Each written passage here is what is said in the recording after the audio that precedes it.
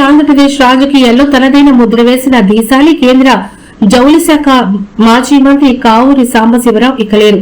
82 వయసున్న కావూరి గత తన నివాసంలో ఒక్కసారిగా బ్రెయిన్ స్ట్రోక్ కి గురయ్యారు. కుటుంబ సభ్యులు ఆయన వెంటనే హైదరాబాద్ లోని స్టార్ ఆసుపత్రికి తరలించగా వైద్యులు వెంటిలేటర్ పై ఉంచి శస్త్రచికిత్స చేశారు.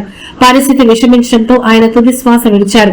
ఆయనకు భార్య హేమలత, ఒక కుమారుడు, 3 కుమార్తెలున్నారు. 1943 అక్టోబర్ 1న కృష్ణా జిల్లా పెద్దపారుపూడి మండలం దోసపాడులో జన్మించిన Kavuri Sambasivarao Warangal regional engineering college నుంచి ఇంజనీరింగ్ పట్టా పొందారు. రాజకీయాల్లోకి రాకముందే ఆయన పారిశ్రామికవేత్తగా రాణించారు.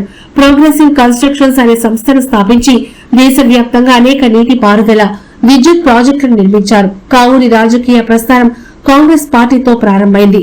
సీనియర్ నేతగా ఢిల్లీ స్థాయిలో ఆయనకు మంచి పట్టుండేది. మచిలీపట్నం నుంచి 1984, 89, 98లో 3 సార్లు లోక్సభకు ఎన్నికయ్యారు. ఏలూరు నుంచి 2004, 2009లో వరుసగా 2 సార్లు ఎంపీగా గెలుపొందారు. ఇక కేంద్ర మంత్రిగా 2013లో మన్మోహన్ సింగ్ కేబినెట్ లో కేంద్ర జౌళి శాఖ మంత్రిగా బాధ్యతలు నిర్వర్తించారు. జౌళి రంగంలో ఆధునీకరణకు ఆయన అనేక సంస్కరణలు చేపట్టారు.